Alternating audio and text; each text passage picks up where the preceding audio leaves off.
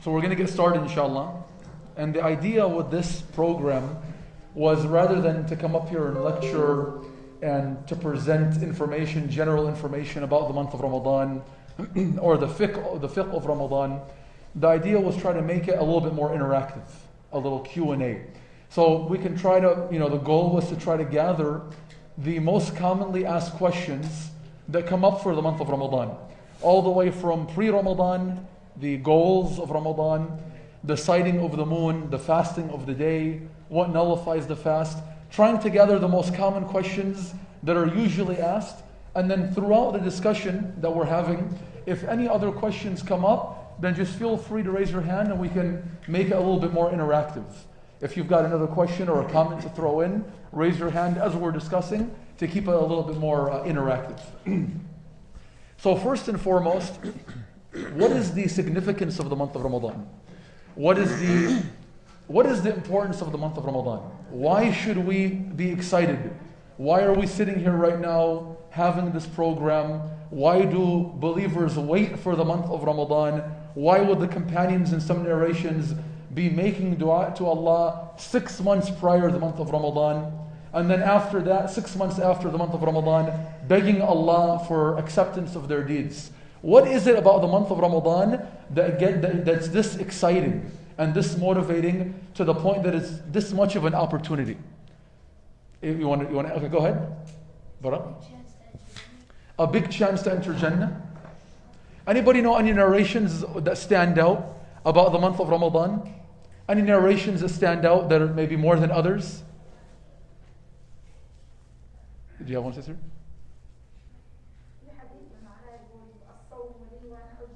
Okay. We have one hadith that the sister mentioned. The hadith that's, you would say, the highest of caliber. It's a hadith that's agreed upon. So in terms of the authenticity, it's the most authentic of narrations by Bukhari and Muslim. And it's also a hadith Qudusi.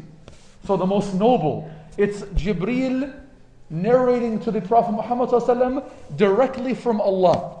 From the statement of Allah narrated to us by the Prophet Muhammad ﷺ. So people might even say very close to the level of Quran, which is true. Very close to the level of the Quran. So the most authentic, Bukhari and Muslim, and the most noble of ahadith, where Allah Azza wa Jalla says what?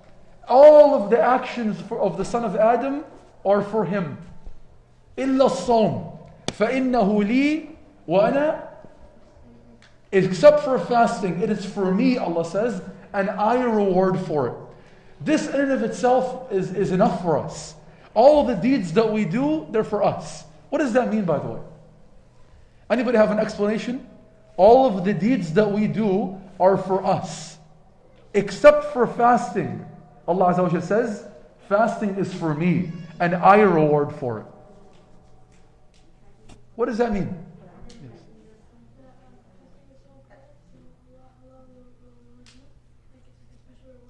Okay, number one, the scholars say fasting is a very special reward, unlike the reward of every other deed.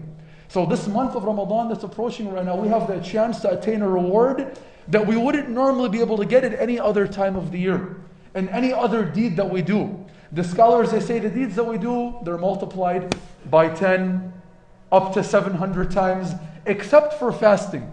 Fasting doesn't enter the normal scale of multiplication and of reward of every other deed that we do, as it has its own unique reward for it. So this should be motivating for us to prepare. How am I going to attain? How am I going to maximize this reward? How will I make sure that my reward in the month of Ramadan while I'm fasting, the special reward that Allah Azza wa Jal puts aside for us, how will I make sure to maximize that and to attain that? Okay? Any other narrations come to mind? No. Did you raise your hand?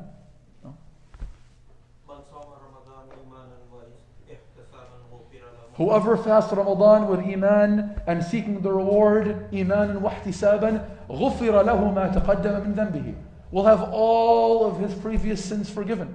Even if we talk about all of our minor sins forgiven. Huge opportunity. And what does it take? Iman Out of faith, we're fasting, not because it's our culture, not because it's that time of the year, not because my father forces me. Imanan, out of iman, wahtisaban, seeking the reward with Allah. Again, huge opportunity to have all of our sins forgiven. Okay, anything else come to mind? Yes, Malik? Okay, we have a special night which we'll talk about inshallah in this month. It's worth more than 1,000 months. Okay, and nobody mentioned that the month of Ramadan is the month that what?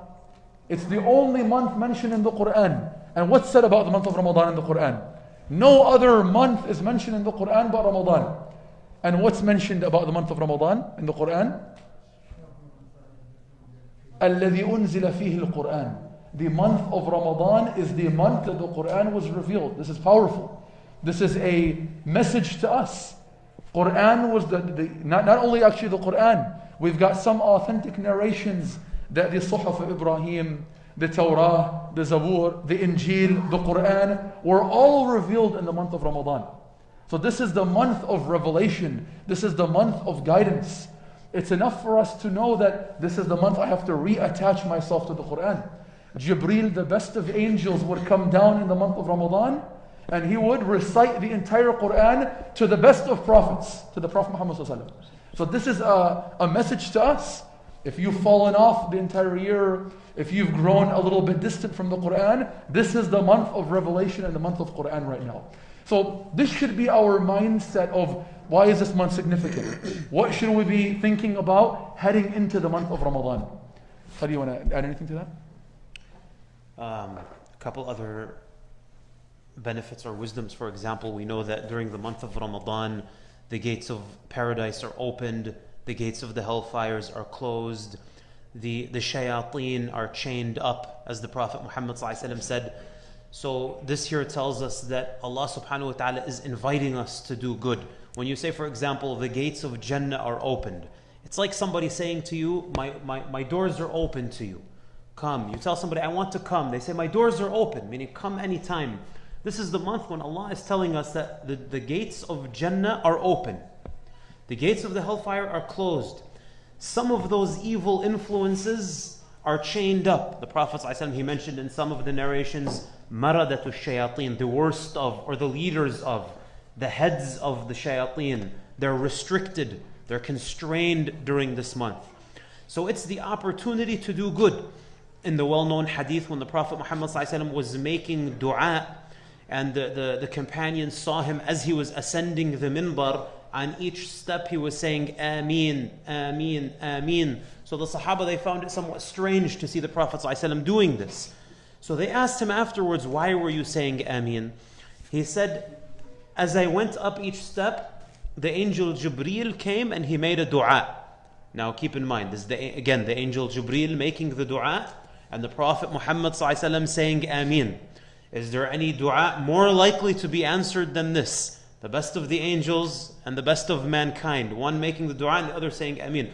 One of the ad'iyah that he made was, may the one who lives to see the month of Ramadan and doesn't attain its blessings and doesn't attain the forgiveness of Allah, bu'dan lahu. May this person be far removed from the mercy of Allah. And the Prophet ﷺ said, Ameen. So if the month of Ramadan comes and goes, and we don't see our own situation change, our spiritual situation, our relationship and communication with Allah subhanahu wa ta'ala, our relationship with the masjid, our staying away from the sins, if this doesn't change during the month of Ramadan, then we have the dua of the angel and the Prophet going against us. So this is an opportunity as well as, in a way, a reminder and a warning. This is the month, this is the time for the believer. Be ready, be prepared, go in with a plan to do your best, inshallah. Now. Okay, other questions that usually come up, or something that even non-Muslims might ask us, why do you fast the month of Ramadan?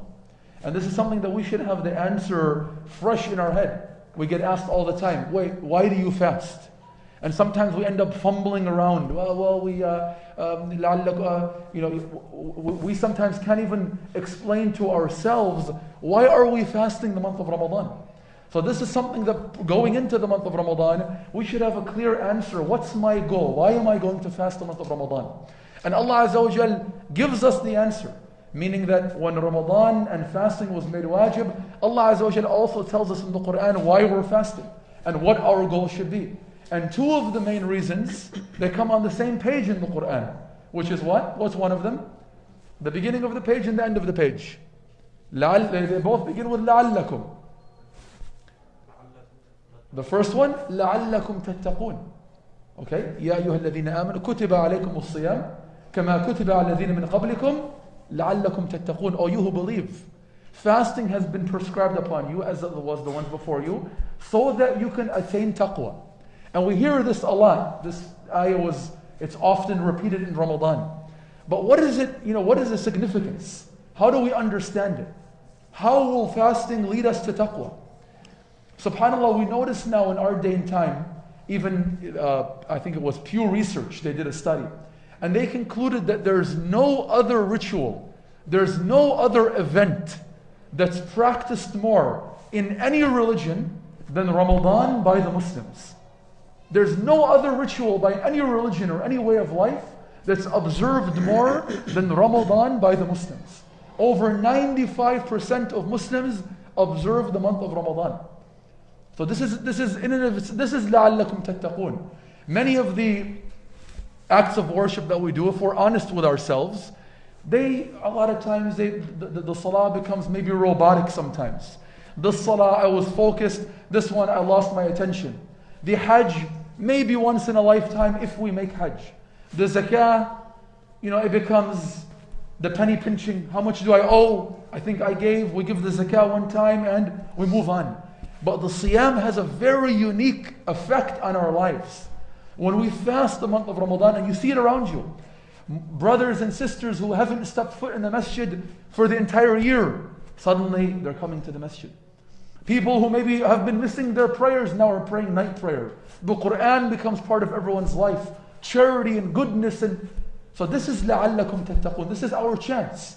So one of the main reasons that we fast the month of Ramadan, it's that, as the Shaykh mentioned today, it's that spiritual school. I got to retrain myself.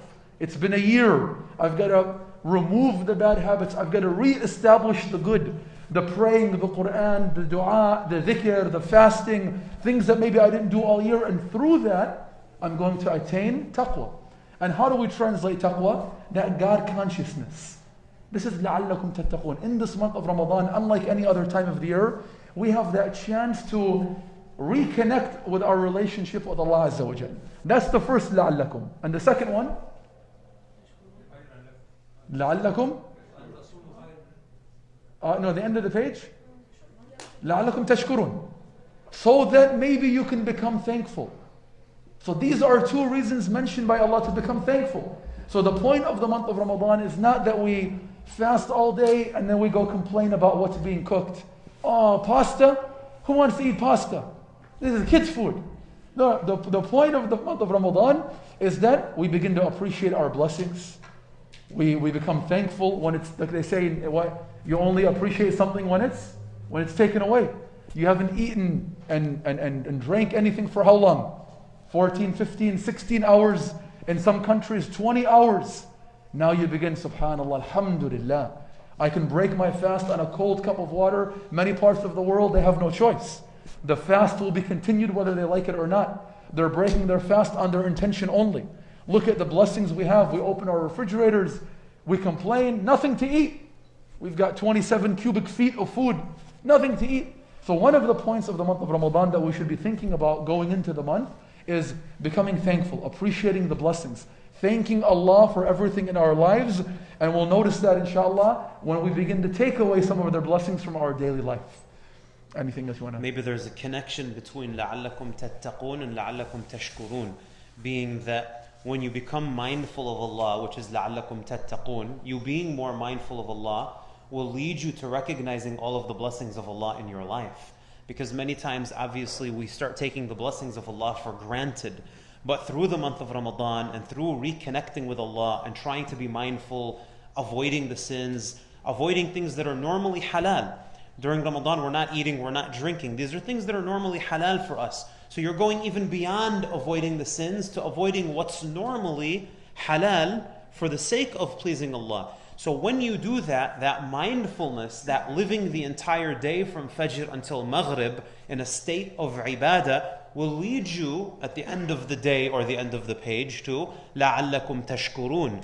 Now you will be more mindful of the blessings of Allah subhanahu wa ta'ala in your lives. And that has to be one of the wisdoms as well. If you're not eating and drinking, we're remembering those less fortunate. Some of the scholars, they mentioned that when the physical desires are restrained, right? So when you're not eating and drinking all day, you can't get a cup of coffee, what are you going to do? You're not doing these things, then the spiritual life is open, it comes to life. You restrain the physical, now the spiritual comes to life. And that's why we feel more spiritual during Ramadan. All of a sudden, everybody wants to read Quran. Everybody's asking questions now. Did I pay my zakat correctly? What about this? Is my work halal? Is it this? How do I start learning knowledge? How do I start learning? That concern comes during Ramadan. Why? Because all of a sudden we've learned to control all the other desires, so the spiritual life starts to wake up. So it's all really connected to each other. We're coming to the masjid. The brotherhood is brought back to life, and the sisterhood, and when you connect with the masjid and with the Muslims and with the Quran, and all of that comes together in the month of Ramadan. Now, But again, a reminder, if you have any questions about the topics being discussed, this is the time to make it interactive, to keep everybody awake, inshallah. If not, we'll go on to the third question. Now that we understand the goals of the month of Ramadan, the virtue of the month of Ramadan, what our goal should be, and why this is an exciting time for the believer, then when does the month of Ramadan begin? The common question, the moon sighting. When does the month of Ramadan begin? How do we know Ramadan? When do I begin fasting? How do I know Ramadan has begun? We have many scholars here, mashallah. Allahu Akbar. How about Khalil? Let's let Khalil chime in on that one and then see if you have any questions. Isn't after it when that. the boxes of dates come? Okay, that's one. That one? So should we fast the month of Ramadan based on what's been calculated from the beginning of the year for Ramadan to start? Should we fast the month of Ramadan when our local Stockton Muslims have seen the moon? Should we fast the month of Ramadan when the moon has been sighted in America, in North America, in the West Coast, in the world? What do we do? This is a very common problem that I'm sure we'll experience in a few days. So what's the solution? Before we take questions, let's just talk a little bit about this issue and then we can take questions regarding to it. So first of all, we should understand that the Islamic or the Islamic months are based on the lunar calendar, as we all know, right? And the lunar calendar is based, and the months begin and they end based on the sighting of the moon. So that's something that happens only the day or the night before the following month begins. First of all, it's based on that. Now, if you're living in a Muslim majority country, for example, there would be a committee that would be in charge with sighting the moon and declaring that the month of Ramadan will begin tomorrow, for example. This is if we were living in a Muslim majority country. Now, the challenge for us, of course, comes because we don't live in a Muslim majority country. There's not one specific committee that everybody is going to turn to. There are committees, but there's not one specific committee that everybody has to follow. So there's bound to be some differences and differences of opinion and different communities and masajid and whatnot that are following different views. This is only natural. So the question is, should we, for example, follow the calculations? Or should we, as the Prophet Muhammad ﷺ, he said, "Sumu liru'yatihi wa aftiru liru'yatihi." The Prophet Muhammad ﷺ, he said, fast when you see it, meaning when you see the moon. And break your fast, meaning at the end of the month, when you again see the moon. This is what the Prophet Muhammad ﷺ told us to do. And as some of the scholars pointed out, the issue of calculations. Some of the scholars, they pointed out, during that time, even way back then, the Romans and the Persians, they had means of calculations. Perhaps not as modern and advanced as the ones we have now, But they did have some means of calculating the beginnings and the endings of months. Yet the Prophet Muhammad ﷺ, he never advised any of the Sahaba to go and learn those means of calculations in order to be able to distinguish when a month begins or ends. So the strongest view and the more correct view remains that we should wait until the moon is sighted and base the beginnings and the endings of the months on those things. And this is really where the spirit of Islam or the Sharia lies. And it's intended for ease. Wallahu yuridu bikum al-yusr wa la yuridu bikum al-usr. Allah subhanahu wa ta'ala wants ease for you and wants not difficulty. Therefore, for example, we find that with many of the rulings, it's not really based on the precise nature of trying to pinpoint something down to a point where everybody can agree on the very second that something happens. For example, when it comes to the Qibla, we know that we have to face the Qibla when we're praying. Yet the Prophet Muhammad ﷺ, he said, مَا بَيْنَ الْمَشْرِقِ وَالْمَغْرِبِ قِبْلَةً. What's between the east and the west is a Qibla. Meaning that once you've made your effort to find the Qibla, then, and you prayed, if it turned out that you were wrong, you don't need to repeat your prayer. Your prayer is perfectly valid. You make your effort, and then beyond, that's all that's asked of you. At that point, it's valid. When it comes to the specific times of the salawat, for example, the times of the prayers, they're based on the position of the sun in the sky, right? So for example, one prayer comes in when the shadow of a person is as tall as the person. And the next prayer when the shadow is twice as long as the individual. So these are not very, very precise. That could vary by 15 minutes, by half an hour, depending on who's looking, right?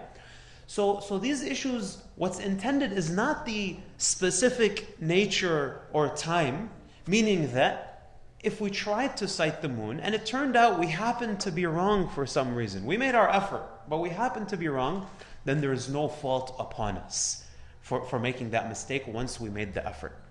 So the best approach for us to take is that if you're part of a particular community, you attend this masjid, you attend that masjid, then stick with the jama'ah. The Prophet Muhammad ﷺ, he said, "As-sawmu yawmu yasumu nas." The day of fasting is the day when the people are fasting. And the day of Eid, or the day of breaking the fast, is the day when the people break fast. So stick to the jama'ah, stick to your locality. There's no reason to oppose the jama'ah because you feel like a mistake was made. No, it's better for you to stick to the jama'ah rather than to oppose it. So what about the issue then of global sighting? Do we follow the moon sighting? Should we fast an extra day to be safe? Let me just add another day here to be safe, just to make sure I get them all. I'll add a day before and I'll add a day after.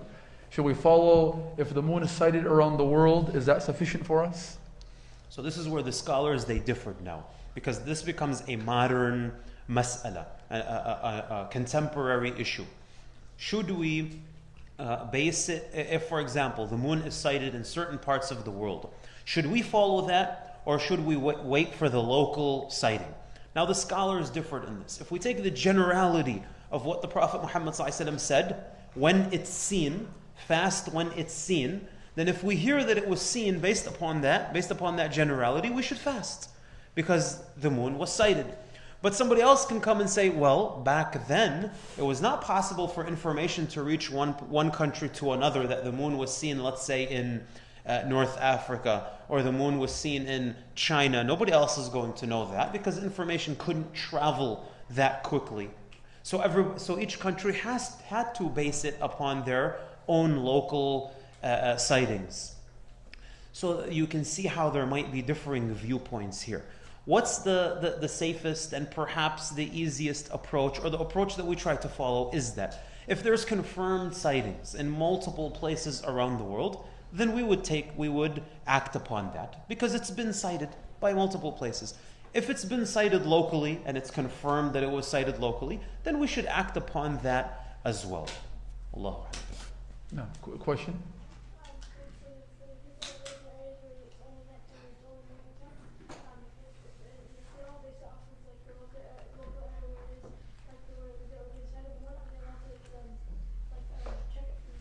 Yeah, for the people that live in an area that doesn't have a morning or night, or it remains dark for months at a time, or the sun doesn't go down for months at a time, the scholars differed. What should they do? Should they base it on Mecca and Medina? Should they base it on the nearest country around them? Should they just estimate a certain amount of hours? The majority of the scholars say they should base it on the closest country to them that has normal time zone. They should base their timings on the closest country to them that has normal timings of sun rising and sun setting. That's all they say. I have a question. Yeah. So people who are opposing calculation, what do they say about like when Ramadan comes in winter time and you don't see the sunset and you have to go by their calculation when it's Ramadan and when you can end? Is that kind of similar? You mean you can't see the sunset because of... So we don't want to confuse not using any kind of technology. And so we have the prayer schedules, we have apps on the phones, and those are estimating for us the time that the sun is setting, the time the sun is rising, the Fajr time. But in the end of the day, is the default, should we be relying the default on some sort of formula, some sort of astronomical formula that will tell us months in advance that Ramadan will begin on Tuesday, April 13th, and that's yaqeen now. This becomes certainty. We no longer even go out and look anymore. This would be a different issue than someone saying, well, I have the estimated time for the prayer, and I'm going to base it on that because this is somebody's effort, but still the default remains on the sun. So we don't expect everybody to go out for Asr time and to begin measuring their shadow. So you give them the prayer schedule or on the app, and this is the estimated time of the prayers. But that would be different than canceling out completely the sighting of the moon, because it was ordered so emphatically in the tradition, in the hadith. It was ordered even at a time when calculations were known and used. So pre-civilizations before Islam were using calculations for the moon cycle. But even with that, the Prophet Muhammad ﷺ encouraged and ordered to go out and look for the moon, to gather the people. The goal was unity. So the only problem arises if we were to replace that, the orders of the Prophet Muhammad ﷺ, the simplicity of using our eye to find them, to replace that completely with some calculations that have been known to be off at times. The calculations have been proven to at times to be incorrect, a day early or a day late. I think the key there is, the key is to understand that the calculations are estimations. They're estimations. So even if you're talking about the time Fajr comes in, it's an estimation. You might go outside and see absolutely no light in the sky at the time that the chart says that it's the time of Fajr. Similarly, many times when it's calculated that Ramadan will begin on a certain day, well then what do we do if the moon is sighted the day before that? Are we going to reject the moon sighting and say, no, the calculation says such and such? So I think this is where it gets a little bit tricky. We have to realize that the calculations remain estimations and they're not necessarily perfectly accurate. Yeah. Before it starts, and Allah said that every man and woman look the sky, moon, whether good or bad, is the sunnah. Look the moon, everybody looking for moon, all the human, is the sunnah. It doesn't have to be all of the people, as long as there are some people that are entrusted, because even looking for the moon, a person has to know what they're looking for, when to look for it, how to look for it. So it's not really for everybody to go out and look. It's for people that understand what they're doing and what they're looking for. Otherwise, they're going to end up looking at Mars and they think they see the moon, Brother Muhammad. And Allah said that you look the moon and you want dua. Everybody, every man, woman.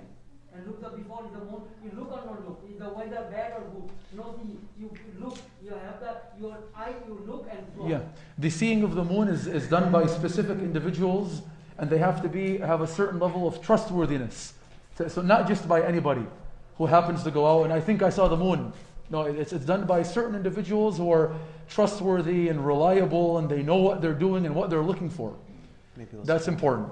Let's go on, inshallah. So now that we've talked about the virtues and the wisdoms and goals of and how the month of Ramadan is established, what are some of the things that we have to make sure we're doing in the month of Ramadan during the days? The month has been established. We know now that Ramadan will begin tomorrow. What are some of the things that we have to make sure we're doing during the days of the month? What are some of the sunan? The sunan of the month of Ramadan. Niyyah, yes. Okay, the intention. Okay, we could throw them out. I mean, we can list them quickly, and if any need to be discussed any further, we can discuss them. Okay, Brother Adil. Okay, I was kind of confused about this question, but you make the intention at the beginning of the month or the whole entire month or for each day? Because, for example, like not everyone, will remember in the morning, like, I'm going to do this fast, intend for this fast. So do you do it at the beginning of the month for the whole entire month, or do you do it for every single day? Yeah, the scholars differed about that, but generally, the strongest opinion seems to be that because it's an act of worship that's interconnected, it's one act of worship, fasting the month of Ramadan completely. Many of the scholars say that the intention is sufficient to have one intention, although if you were to renew your intention, it would be better. One intention at the beginning of the month for the month of Ramadan would be sufficient. I'm preparing, I'm going to, inshallah. It's something, the place of the intention is the heart. But if your intention is that Ramadan is beginning, I'm going to fast so I can attain this reward and earn the pleasure of Allah, then this will be sufficient in the month of Ramadan before the month begins. And at the end of the day, once you've woken up for suhoor, or you went to sleep knowing that you're fasting the next day, that is the intention.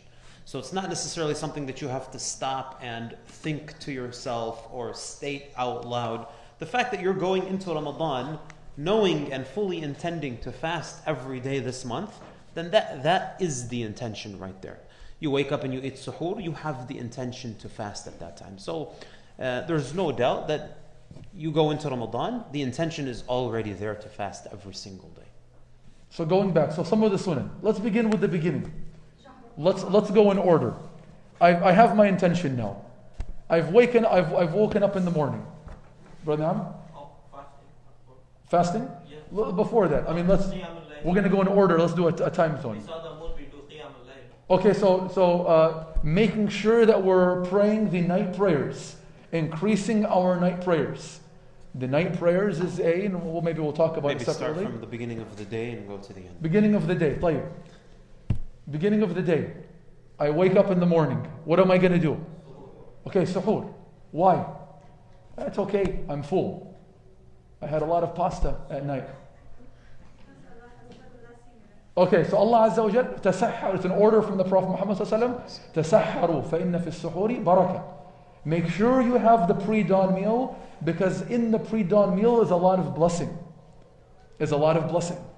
So the blessing is what we're looking for in everything that we do. In each meal that we eat, in the money that we earn, in our children, our family, the life that we're looking for the barakah. Because once we have the barakah, then that's what makes the content. So we're told by the Prophet Muhammad ﷺ that in the suhoor is a blessing from Allah Azza wa Jal. A blessing for our spirit, a blessing for our body, a blessing for our energy, whatever it might be. But making sure that we begin our day with suhoor. Even if we ate a midnight snack, even if we feel like we're full or we're lazy, making sure that we wake up for suhoor. طيب, what else? I've woken up for suhoor now. I went back to sleep. Now I'm awake and I'm fasting. Okay, what are some sunan? What are things that we have to make sure we're doing during the day? Now, Brother Mubashir, one second. Reading the Quran. Making sure we're reading the Quran. Okay? Reattaching ourselves with the word of Allah Azza wa Jal. Again, this is the month of revelation. It's enough of a reminder that Jibreel would come. Allah Azza wa Jal would send the angel Jibreel to the Prophet Muhammad ﷺ to review the Quran, to read the entire Quran. And in the last year he was passing away, before passing away, what happened? Jibreel recited the entire Quran to the Prophet Muhammad ﷺ, or they yatadarasoon, they would recite the Quran to one another twice. So he said, I knew that was my last year. When Jibreel alayhi salam reviewed the Quran with me twice, I knew that was my last year. Okay, so making sure we reattach ourselves to the Quran, that guidance, that rahmah, that huda, that mercy. We have to, this is our chance now. For many people, months go by, the entire year goes by, where we don't listen to the Quran, we don't recite the Quran, we don't ponder over the Quran. Now we have the chance. Night prayers, the Quran is being recited. We're listening to the Quran, we're reading the Quran. So this has to be one of our goals. Maybe just a brief reminder there that the effective and successful approach is to try to have consistency in what you're doing.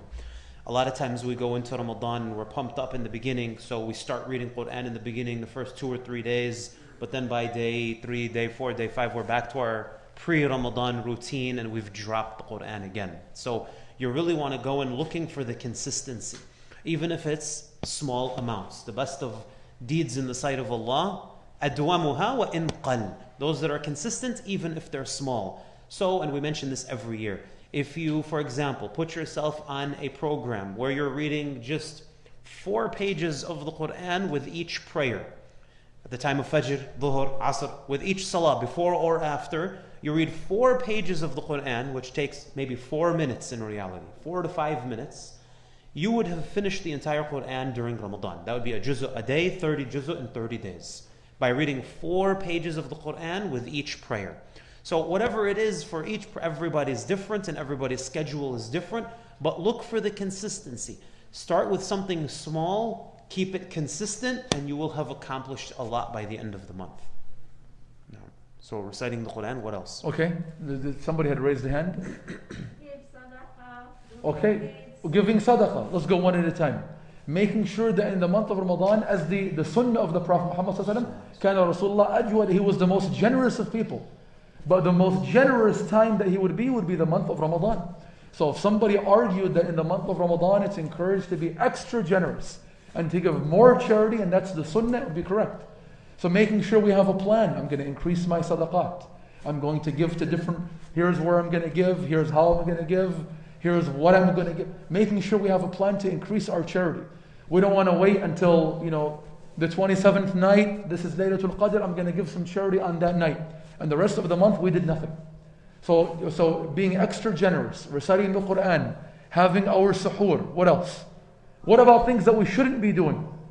Also remembering your whole body's fasting, your ear, your eyes, Okay. your feet. Remembering the entire body is very important. Fasting is not just, as we know and we heard in the khutbah today, it's not just a matter of being hungry and thirsty. That's not the goal. Actually, what does the hadith say? مَنْ لَمْ يَدَعْ قول الزور والجهل والعمل به فليس لله حاجة أن يدع طعامه وشرابه. Whoever doesn't leave evil speech and lies and ignorance and actions that are ignorant and are evil and built upon lies, Allah has no need for you to leave your food and your drink. So as the sister mentioned, وَالْعَيْنُ تَزْنِي وَزِنَاهَا النَّظَرُ وَالْأُذُنُ. Your eye can commit zina, your ear can commit zina. Being careful what you're saying, your speech, what you're looking at, how you're behaving. We were told if someone comes to you and wants to fight you, what do you say? Okay, I'm fasting. Allahumma inni sa'im. I'm fasting. So we were given direction of what to say in dealing even with ignorant people, what our relationship should be with ourselves, our eyes, our desires, our speech. So it's a matter of changing the entire, not just of being hungry and thirsty, but changing the entire demeanor and the character and working on improving every aspect of ourselves. We have to be careful. Many of us are out and about, we're looking around, we're dealing with different people. The gossip will still remain, the lies will still remain, the wasteful idle talk, the eyes glancing and gazing left and right. That's very dangerous. That's one of the means of losing out or missing the reward completely. Okay, anything else? Anything else we didn't mention? There's a lot more. Khalid, anything else? I mean, just based on the last topic as well, a lot of times you want to look at the environment around you. Look at your home.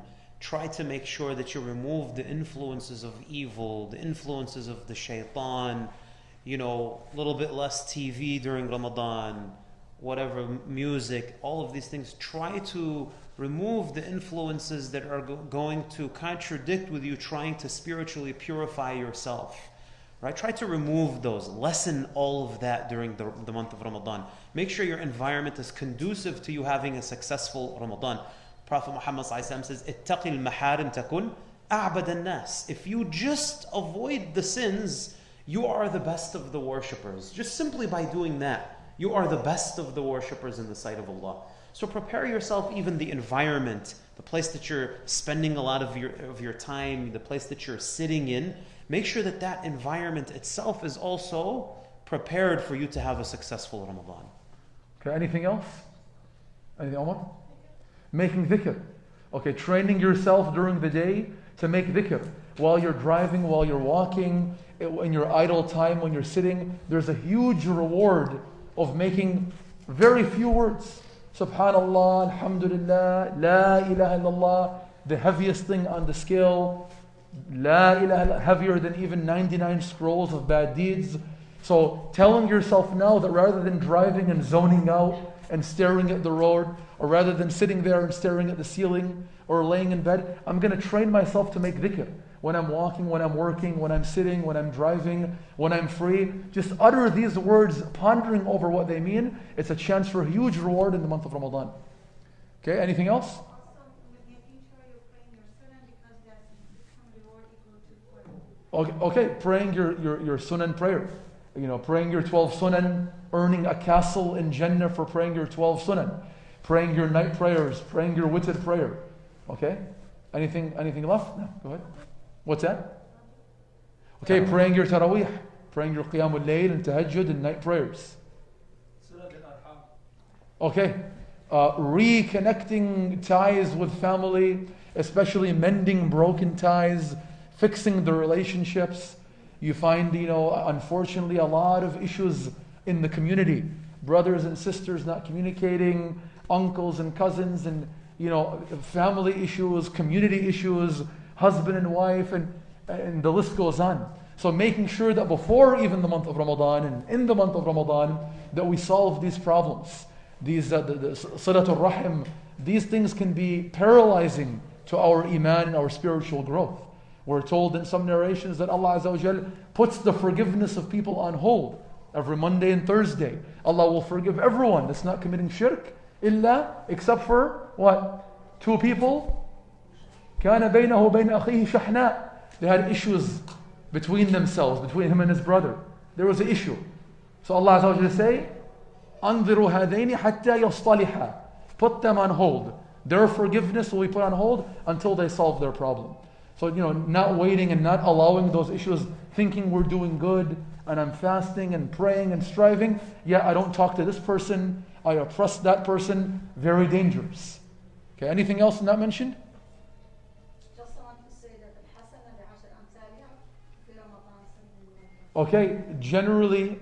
All the time. So, الحسنة بعشر أمثالها, the good deed is multiplied by 10. This actually applies all the time, up to 700 and beyond that. So this is something that applies all the time. But some have said that during Ramadan, the reward is multiplied even beyond that.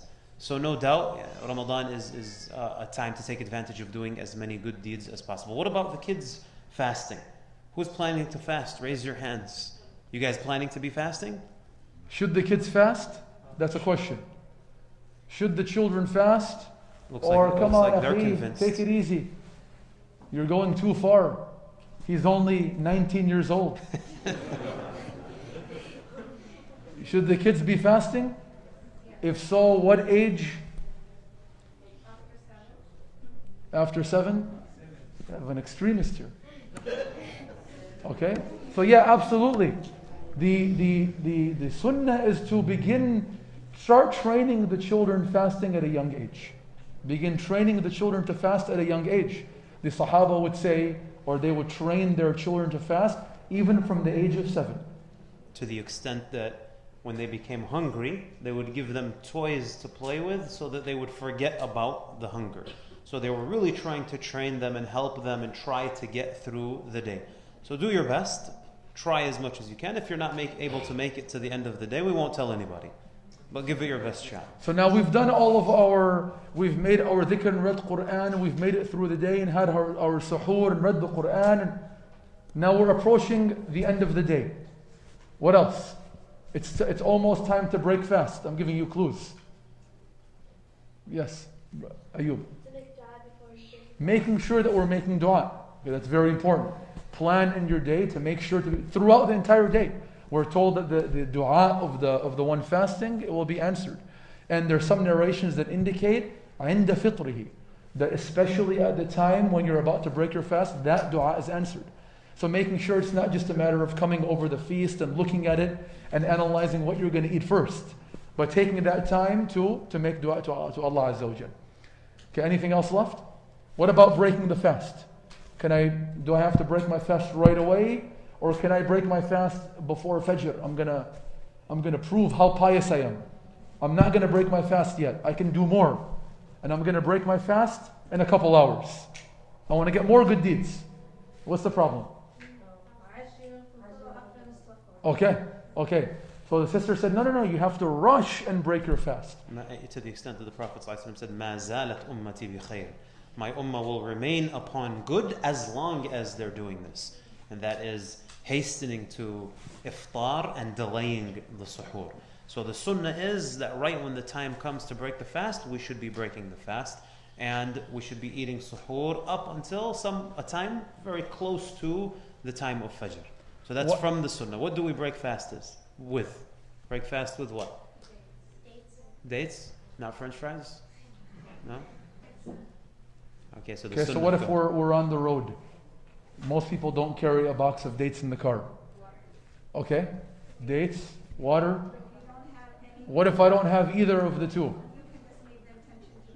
Okay, so the first option is we break it comes in authentic narrations with rutab, with fresh dates, if not with tamr, with dry dates, if not with water.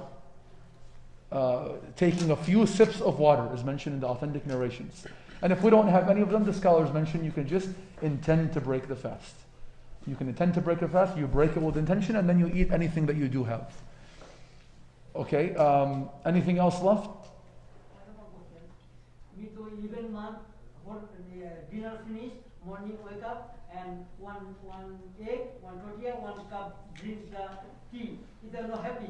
And Ramadan time, whole day no eat, 1 day, 1 water, so many happy. What is the reason? Yeah, this is because the shayateen that are telling you tortilla is no good and you're not happy, they're chained up. So now you're satisfied now. Or maybe you don't like Mexican food. Could be that too. Okay, and what about when we break our fast? What dua do we say? What do we have to say any specific dua? Anything authentic? Anybody?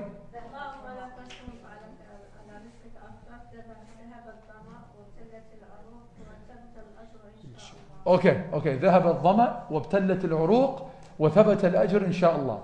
This is the most authentic narration of the dua to say when breaking or after breaking the fast. Many of the other narrations have a weakness to them. So the scholars say suffice with this one dua that you make right here. ذهب الظمأ وابتلت العروق. The thirst is gone and the veins have been nourished. وثبت الأجر إن شاء الله, and the reward is affirmed إن شاء الله. Maybe because of the time, go on to the things that break the fast. Okay, what about now? We've made it through. What breaks our fast? We can maybe list them. Okay, Aisha. Oh, question, yeah.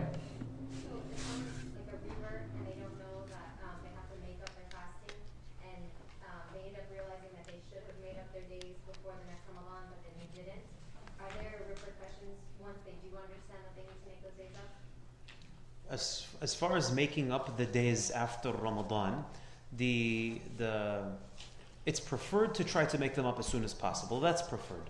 Some of the scholars, they said you have until next Ramadan, or that is the deadline.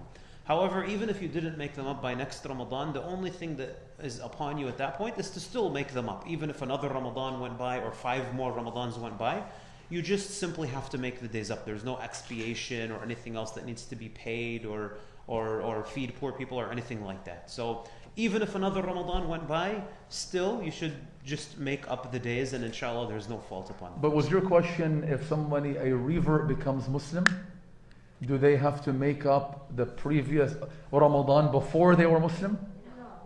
No. Oh. They didn't know that they have to. Oh, okay, got it. Yeah. So what else breaks the fast? Any other, things that break the fast now.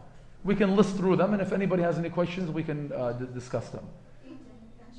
Okay, eating intentionally. That's an easy one. So what about unintentionally? Okay, yeah, what about unintentionally? That's a gift from Allah. Okay, so eating or drinking intentionally, and we're told that if somebody eats or drinks unintentionally, this is Allah Azza wa Jal wanting to feed them and wanting to quench their thirst. So what if you see somebody eating or drinking unintentionally? Since it's a gift from Allah, should you tell them and cut off the gift from Allah? You see somebody that you know, they're eating, they forgot and they're eating and drinking. Would you tell them? If you walk and somebody's at the water fountain, do you say anything or do you let them enjoy the blessings of Allah? Serious question. This is a gift from Allah. Allah wanted to quench their thirst. So why are you ruining it? Call on Muhammad. Stop it? Tell them stop it. So you don't want you You're don't a like party you don't pooper, like giving Muhammad. gifts, huh? Subhanallah. Anybody else? Omar? Stop it so they can get the reward. Okay. But are they not getting the reward? Even if they're eating and drinking unintentionally, aren't they still getting the reward? You? You can remind them after. Remind them after. So let them finish the pizza, then remind them, says Ayub. So the scholars, they actually differed on this issue, believe it or not. Some of them said, since it is a blessing, or the Prophet ﷺ said, this is Allah giving them food and drink, that you shouldn't stop them. Others said, no, rather it is ta'awun upon birr and taqwa. It's aiding and helping one another towards good and towards the worship of Allah and towards piety, is that you remind the believer to do what they're supposed to do and not do what they're not supposed to be doing. So it would seem more likely that the stronger view is that, yes, you should tell somebody if they're eating or drinking unintentionally during the day. Yeah, although it was a gift from Allah, it was also the qadr of Allah to send you to see them so that you can order them and correct them and change the mistake that they were making. Adil? Intentionally vomiting. Okay, so we're back to things that break the fast. Eating or drinking intentionally, intentional vomiting. Okay, intentional vomiting. Meaning that if somebody unintentionally throws up or vomits, that doesn't break the fast. But when it's istaqa'a, whoever makes himself throw up, then that actually breaks the fast. So there's a hadith that's recorded by Bukhari from the statement of one of the companions that said that breaking the fast is by what goes in, not by what comes out. Breaking the fast is what goes. It's a statement of a companion. It's not a hadith. But when Imam Bukhari brings a narration in a particular subject, it means that there was nothing stronger than that in that issue. So it's the strongest proof that we have. Breaking the fast is by what goes in, not by what comes out. So this can apply to drawing blood, for example. Does drawing blood break the fast? The answer is no, it doesn't break the fast. Somebody throwing up unintentionally doesn't break the fast. Spitting, bleeding, or whatever it is, none of that breaks your fast. Nothing that comes out of your body in that sense breaks the fast. What about if eating and drinking break the fast intentionally? What about gargling water? What about brushing the teeth? What about putting something in the mouth? Does all of that break the fast? All of that? Harun? Okay, so as long as it doesn't get swallowed and reach the stomach, nothing breaks. So whether it be the miswak, as the Prophet Muhammad ﷺ used to use the miswak while fasting, or anything that enters the mouth for wudu, we were told to make sure we make wudu. We're excessive and we exaggerate with the wudu and with the snorting of the water in our nose, except for when fasting. So we were allowed to inhale water in the nose, we're allowed to gargle our mouth, and to use the miswak or toothbrush. Anything that makes it to the mouth and then leaves and does not go in does not break the fast. And the same thing applies to, the common questions are the eye drops and the ear drops and what else? I can't hear you. Okay, so nasal spray and vaccines and insulin and things like that. These generally, they don't break the fast, generally. Unless they are what? Because one thing that breaks the fast is things that take the ruling of eating and drinking. Something that takes the ruling of eating and drinking, meaning that it's nourishing. So if you're getting some sort of flow of, glucose or a nutrient to the body, that would be a different story.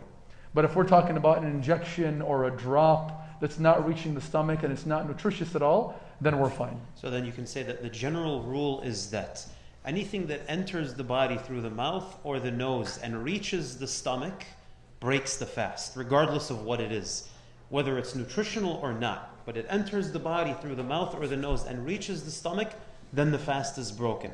Other than the mouth and the nose, if it enters the body from anywhere else and it's nutritional or it has some type of nutritional value, then it breaks the fast as well. Other than that, nothing breaks the fast. That's why ear drops, eye drops, even though the eye might be connected to the throat, still it's very unlikely that a couple of drops actually reach the stomach and break the fast. So none of those things break the fast. No. Yeah, actually, you know, it's an ongoing struggle. Say, for instance, you got to go to the doctor and they want to shoot you with a shot or something. Is that breaks the fast? Don't let them shoot you I mean, with a shot. No. It- So, no. Yes. say you got to take the vaccine and you got to take 2 shots of the derm. Tell Yeah, them it's again. all a conspiracy. No, I'm just kidding. Again, whatever it might be, whether it be a vaccine or going to the dentist or getting a shot, as long as it's not nutritious, what's entering your blood is not nutritious, then you're fine. It doesn't break the fast. So it's permissible to get the vaccine, COVID vaccine, But any other vaccine. if they put you on an IV, for example, would that break the fast or not? That would break the fast. If you have to go get an IV, because and the doctors can clarify, you're actually getting nutrients to the body, from hydration and glucose and other things are entering the body now. So now that will break the fast. طيب, what else? Anything else? Break the fast? So I'm making food and I forgot if I put salt or not. Can I taste or not, Yeah, again. Yeah, so applying the same general ruling, anything that makes it to the mouth and does not make it to the stomach, if it's tasted and spit out, then it's fine. If you taste it and then you spit it out, you're okay. But if you taste it and you swallow it, then it would intentionally, then it would break the fast. Okay, what else breaks the fast? Anything else come to mind? Emptying the monthly cycle even Okay. 1 minute before the fast breaks. Okay, the monthly cycle, the menstruation cycle. Dr. Thabit said smoking. Smoking. Should we talk about smoking or no? Go for it. We're running out of time. So generally, smoking breaks the fast. Okay. What else? Are we missing anything? Okay. Intimacy, for lack of better terms. Okay, that would break the fast, and that's the only nullifier of fasting that requires an expiation. Everything else that we've mentioned so far would require you to do what? To make up the day. If you ate intentionally, if you had to get a nutrient, if you vomited intentionally. But with this, when it comes to intimate relations, this requires the individual to not only make up the day, but do what? What's the kafara? What's the expiation? Beginning with number 1. Okay, prior to that, before that, mentioned before that, even though it doesn't apply in our day and time maybe. Okay, freeing a slave. And then fasting 60 days. And then feeding 60 poor people. Is it your choice to pick which one you want to do? Yes or no? Can we pick what we want to do? You fast 60 days or, So in this situation, it's not your choice. Because notice what it says in the Quran, فَمَنْ لَمْ يَسْتَطِعْ, whoever cannot do so. So only if you cannot fast 60 days, then you are given the option of feeding 60 poor people. And in the hadith of the Prophet Muhammad ﷺ, when the man came to him and he said, I'm destroyed, it's over for me. And he revealed what he did. Can you free a slave? No. Can you fast 60 days consecutively? No, I cannot. Can you feed 60 poor people? No, I cannot. So it requires the tartib. It goes in that specific order. Okay? Anything else mentioned that we didn't cover? We can move on for lack of time. Yeah, Unless only a there's few minutes, anything. Maybe continue on before Yeah. we go to the questions. I think the special door to the Jannah Devi, Allah opened the special door, is the Ramadan fasting people go. Yeah, special door in Jannah. إِنَّ فِي الْجَنَّةِ بَابًا يُقَالَ لَهُ الرَّيَّانِ. There's a door in paradise called the door of Ar-Rayyan. The fasting ones will enter through on the day of judgment, and then it will be closed, and nobody else will enter but them. Special virtue. Let's briefly cover who doesn't have to fast. Let's go on to the ones. Yeah, Questions. Aisha. For how you said 60 days consecutively, does that mean can it apply to them when they really fast 60 days consecutively, or is that an exception, like you just continue? Does that make sense? It's continual on the days that you can fast. So it would still be it would still apply. Still consecutive. Who doesn't have to fast? Next question. So Ramadan has came. We're fasting. Are there situations where I don't have to fast Ramadan, the month of Ramadan, this day of Ramadan? I don't have to fast. Someone whose child Okay, the one who's traveling. What is travel? Anywhere out of The sister said the one who's traveling doesn't have to fast. What is travel? Anywhere out of town? What is town? your city. So if you So if drive I to go- Lodi, you can break your fast. That's easy.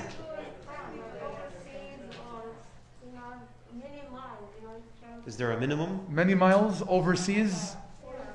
Okay, so the wording, the Quranic ayah came very generally. Or whoever is considered a what? أو على سفر. Whoever is على سفر on a travel has the permission to make it up with other days. So the scholars, they generally say anything that's not specified in the Quran and the Sunnah, if we're not given the detailed explanation for exactly what travel is in the Quran or the Sunnah, then it goes back to what? What does it go back to if the Sunnah and the Quran don't clarify? It goes back to the culture and the customs of the people, the urf of the people. So we don't have actually a specific hadith or narration that specifies for us exactly how long traveling is. We won't find any narrations that say 40 miles. Although the narration, the word mil, it's used in a hadith. Amyal was used. We don't have any narrations that say 39 miles, don't do it. We know that they used to shorten their prayers and break their fast when traveling to certain cities and not one that. But so we weren't given an exact, precise distance. So it goes back to the customs of the people. What do we consider travel? What do we consider in our day and time a traveler? If you meet somebody and he tells you, I'm from Sacramento, is he considered a local or is he considered a traveler? So it goes back to the customs of the people. But the scholars do differentiate between whether or not the traveling has hardship or not. If the traveling that we're embarking on has hardship and difficulty, then is it allowed for us to fast? If it's going to bring about hardship and difficulty by fasting, they generally say this is a situation where it's not allowed for you, not recommended for you to fast. And that's how we combine the proofs. لَيْسَ مِنَ الْبِرِّ الصِّيَامُ فِي السَّفَرِ. It's not from piety to fast while traveling. However, if the traveling that we're doing has no hardship at all, I'm going from here to Tracy or wherever, Dublin, and I consider that to be travel, and there's no hardship whatsoever, what should I do? Should I fast or should I break my fast? They generally say that that's how we combine the proofs. We have narrations that some of the Sahaba would travel and they would be fasting with the Prophet Muhammad ﷺ. They would sometimes travel and fast, sometimes travel and not fast. So to attain the barakah of the blessed time of the year and the month of Ramadan and not to miss out on that opportunity, if the travel has no hardship, then we would fast. If the travel has any difficulty or hardship, then we would apply the narrations of not fasting. Does that make sense? Yeah, I have a question. Mm-hmm. Applying the same rule, if you go out of your city, we are to shorten our prayer, then like going to Stockton to Sacramento or nearby, there's no hardship. So there's some people shorten the prayer and some people don't. What are we supposed to do? Yeah, so again, let me clarify. Is it allowed for someone to break their fast if they're going from Stockton to Sacramento? 100%. It's allowed. No, it is. It's 100% allowed if someone says, I'm leaving Stockton, I'm going to travel to Sacramento or Roseville or wherever I'm going. You would have no basis to tell them it's haram to break your fast. I'm a traveler. It's mentioned in the Quran, أو على سفر. I'm going على سفر. I'm going out of town. I'm leaving my city and I'm traveling. So it's allowed for them to break their fast. But in the situation with Ramadan, being that you have that time, that blessed time, the doors of Jannah are open, shayateen are chained, you're going to fast with the people, break your fast. You would say that if there's no hardship, it's better for you to fast now rather than have to make up a day later. But still it would be allowed. You're absolutely right. They're a traveler, it would be allowed to break the fast. You didn't answer the question. No, Are yeah, you required to shorten the prayer? Same Of thing course, with yeah. Sunnah. I'm sorry, my question was, applying the same rule, then I usually, when I go out of Stockton, I shorten my prayer.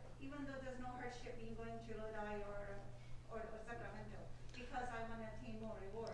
When it comes to shortening the prayer, How do you so the shortening the prayer is a little bit different in the sense that you have shortening the prayer and then you have combining the prayer.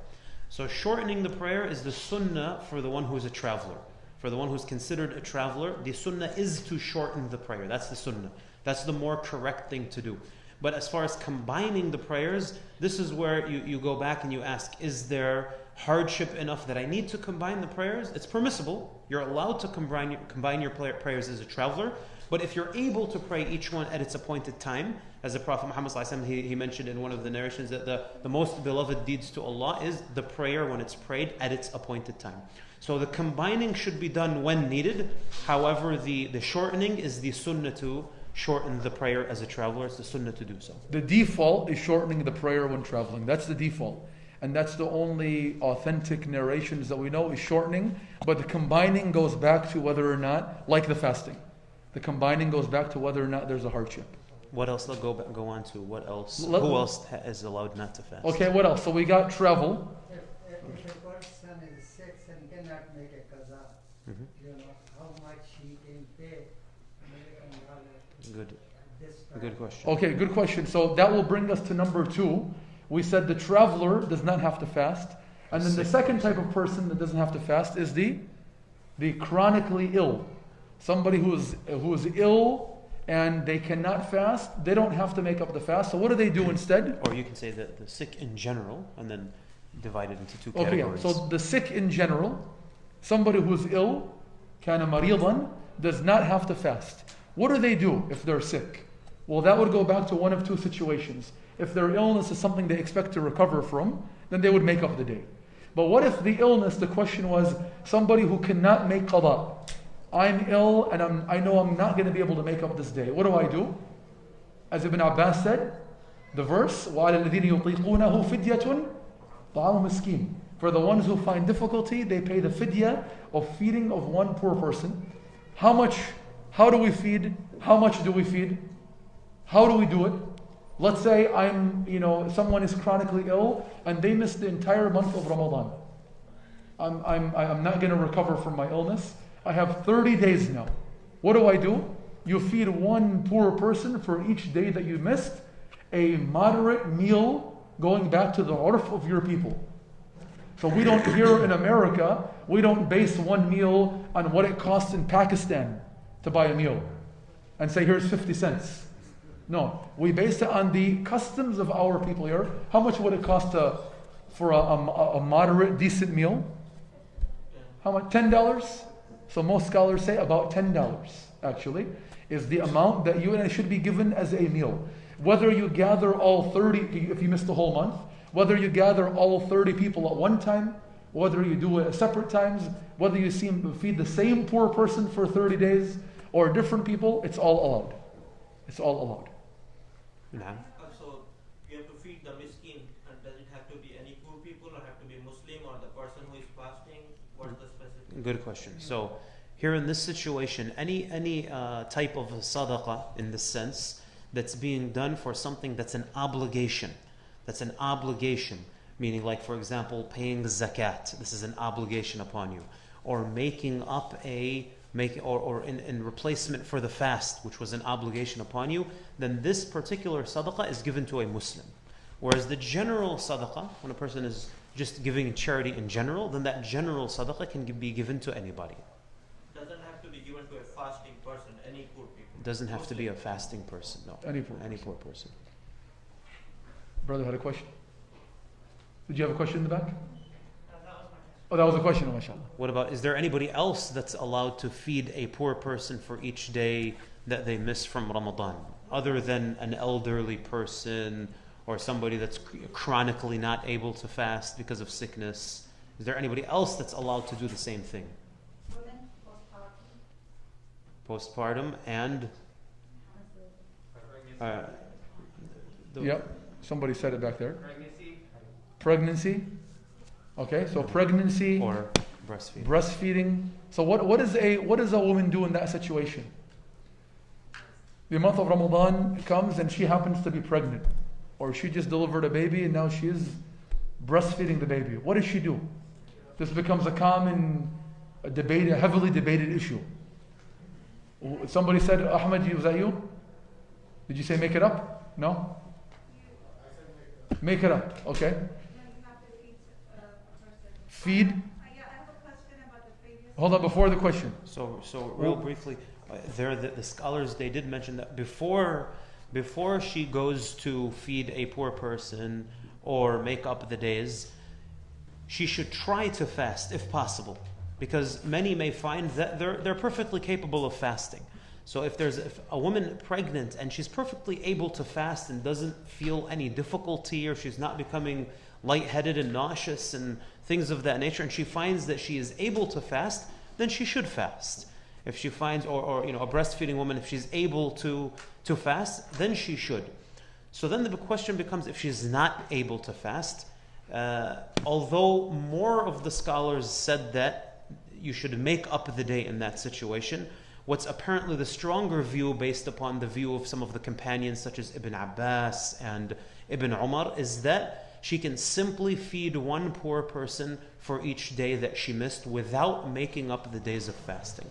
And some of the wisdoms that were mentioned for that were the fact that she may have missed many days. Maybe she missed all of Ramadan. Perhaps she was pregnant in one Ramadan and then breastfeeding in the next Ramadan. So now you have 60 days to make up. Maybe it goes beyond that and it becomes 90 days or so. So now it becomes very difficult, a huge burden to try to make up 60, 90, 100 days of fasting. So again, based on the view of some of the companions of the Prophet Muhammad ﷺ, that it is permissible to feed one poor person for each day that was missed. And this was the opinion of Ibn Abbas and Ibn Umar, and some of the scholars, they consider this ijma' sukuti.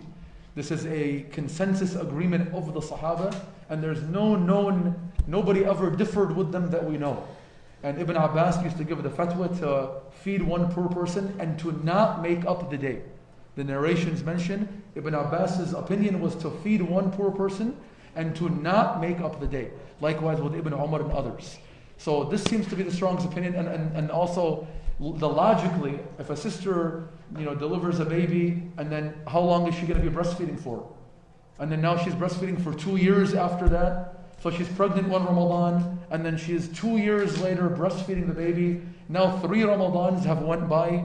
So it seems to be also more logical to have a replacement than to expect that you're going to make up 90, 120 days now. Anything else? Anybody else? Yeah. So he mentioned that since a woman might be fasting for 60 to 90 days, let's say it was just like one Ramadan and she's not breastfeeding anymore, is it still okay to give the fidya, or should you try to make up those days? Yeah, absolutely. I mean, again, if we look at the scholars who said that the woman has to make up the day, the only proof for that is they're giving analogy, and they're basing it on like the sick person. So just like the sick person has to make up a day, then it seems to be a good analogy to make the breastfeeding or the pregnant woman make up a day as well.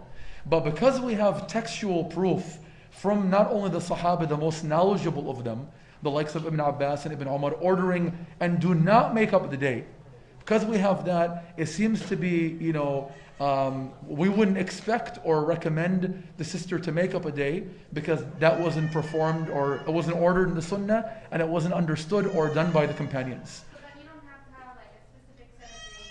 If, for the reason of being pregnant, you could just go after like some of the certain days. Yeah, absolutely, yeah. In the narration we have of Ibn Umar, his daughter would get thirsty. She would get thirsty while fasting because she was pregnant. So he would order her to feed one poor person and not make up the day. So it wasn't even a matter of she was, ill or passing out. She was thirsty. So that seems to be the strongest opinion. Allah knows best. See if there's any questions left so we can close out for Salah. Question. Then you say give a fidya for, is it for cost of one meal, or are we talking 2 meals per day? One One meal meal. per day. One meal. There was one more question.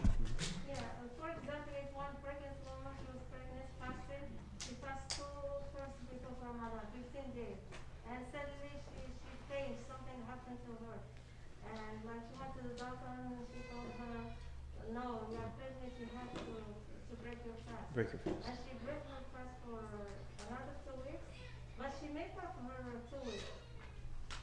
If she made it up, That's the idea, or that's it? no, if she made it up, then she doesn't have to feed in its place. If she made up the days, then that's fine. And again, there's a lot of scholars that say make it up and you're okay. So if she follows the viewpoint that you make up the days, then that's sufficient. And the one that follows the viewpoint of just feed one per person for each day, then that's sufficient as well, inshallah. We're running out of time, so if there's any Couple other more questions, questions. otherwise maybe we can close with a little bit about Laylatul Qadr. Well, let's take the questions, a couple questions, inshallah.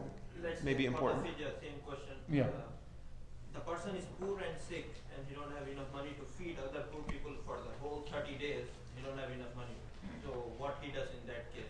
لا يكلف الله نفسا إلا وسعها. There's nothing upon you if you can't do it. Like the man that came to the Prophet Muhammad sallallahu alaihi wasallam, he told him, can you do this? Can you do that? In the end, he couldn't do anything. So the Prophet Muhammad sallallahu alaihi wasallam came and he brought him some dates. He told him, okay, go feed your family with these dates. So the one who's not able to doesn't do it. Breaking fast depends on sunset, or you have to wait for the azan. So the breaking of the fast, as it comes in the Quran, حتى يتبين لكم الخيط الأبيض من الخيط. No, this is the Fajr. Until ثم أتموا الصيام إلى الليل.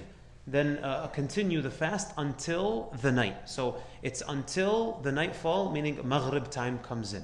If you base it on the adhan, because the mu'adhin is basing the time of the adhan on the nightfall, then that's sufficient, of course. But if you can't hear the adhan, then you can base it on the sun having set. Once you see that the sun has set, then you can break your fast. Now, Jibreel. For mu'adhin, adhan first or breaking the fast, because in some masajid, they don't even do the adhan until after they break fast and eat for a while. So for an individual, who does the adhan with mu'adhin, especially if that's strange to you, you might think, it's your obligation to do the adhan.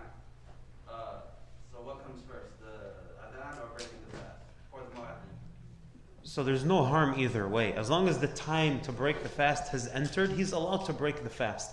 But if there's a lot of people waiting to hear the adhan, and so he calls the adhan first so that everybody knows that it's time to break the fast, then that's And if he's going to break the fast with maybe a bite of a date and then call the adhan, not a 5-course meal, he's going to have a quick bite and then call the adhan. That maybe combine the best of the two.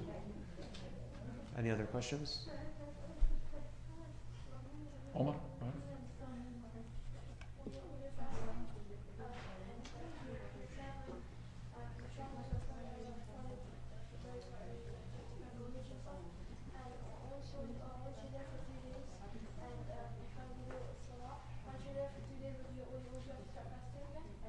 Good question.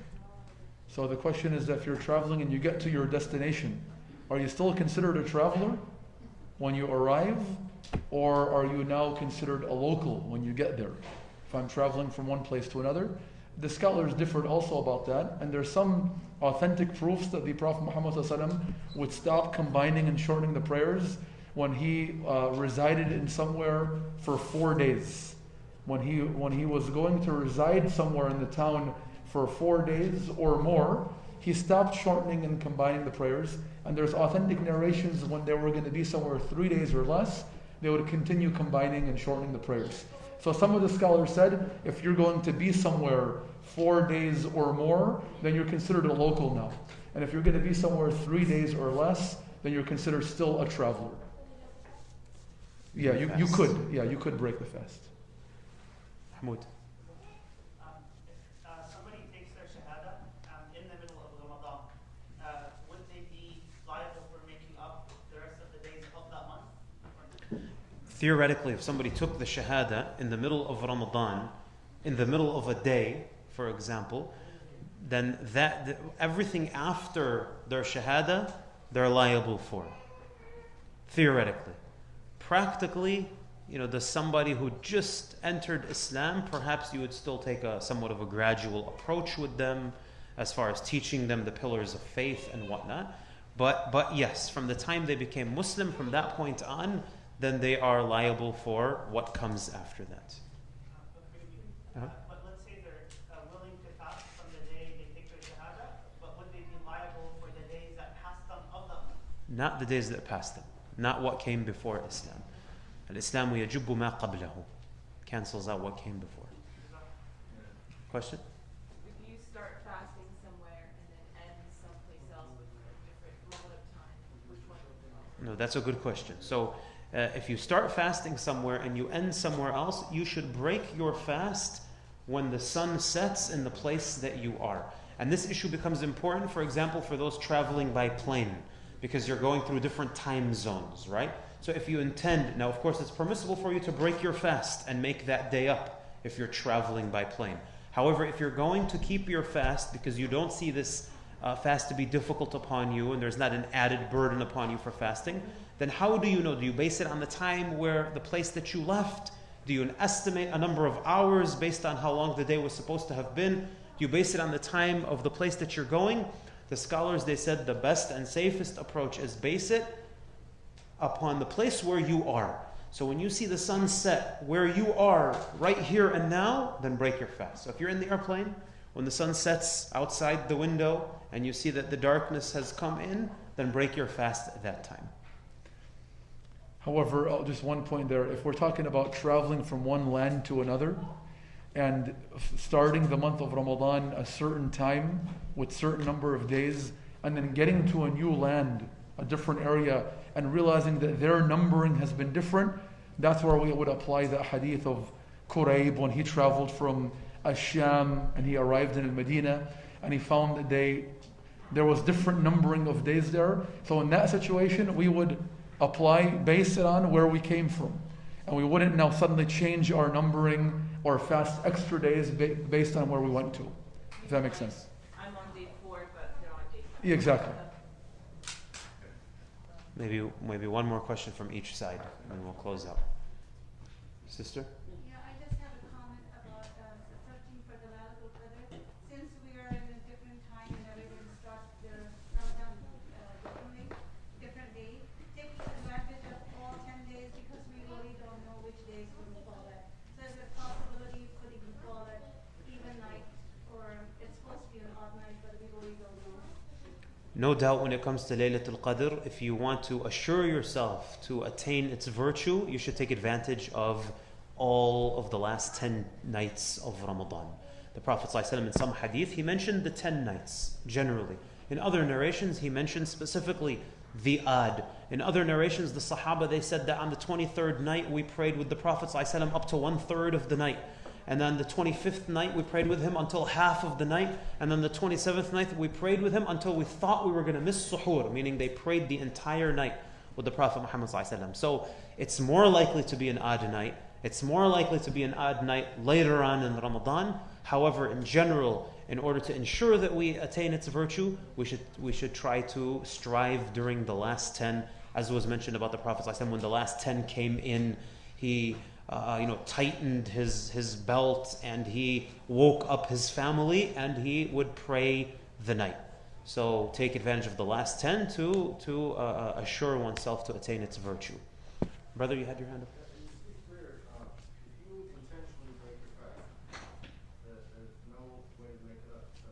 Without a valid excuse? So somebody that intentionally breaks their fast without a valid excuse, all they have to do still, other than make tawbah, of course, because you've broken one of the pillars of Islam, so they have to make tawbah for what they did, then just make up the day. There's no expiation for missing a day. The only time the expiation is mentioned is with the marital relations. That's the only time an expiation is mentioned. And it's very, very severe. Keep that in mind. There's some very stern ahadith about the end result of someone who broke their fast intentionally in Ramadan. Hanging from the hamstrings in the hellfire and severe punishment. So we should be very careful with that, make sure that we don't take it lightly, and also with the children and whatnot, to the point that some scholars even said the day cannot be made up. They've lost out. And although this doesn't seem to be the strongest, but to show you how severe it is, that this day that was missed intentionally, they can't even make up this day, some scholars said. I think the kids, inshallah, we can maybe take the questions afterwards, inshallah. We'll if you guys still have a inshallah. question, come after the salon, we'll answer the questions for you. The elders are not as patient as the kids, mashallah. سبحانك اللهم وبحمدك أشهد أن لا إله إلا أنت أستغفرك وأتوب إليك. السلام عليكم ورحمة الله وبركاته.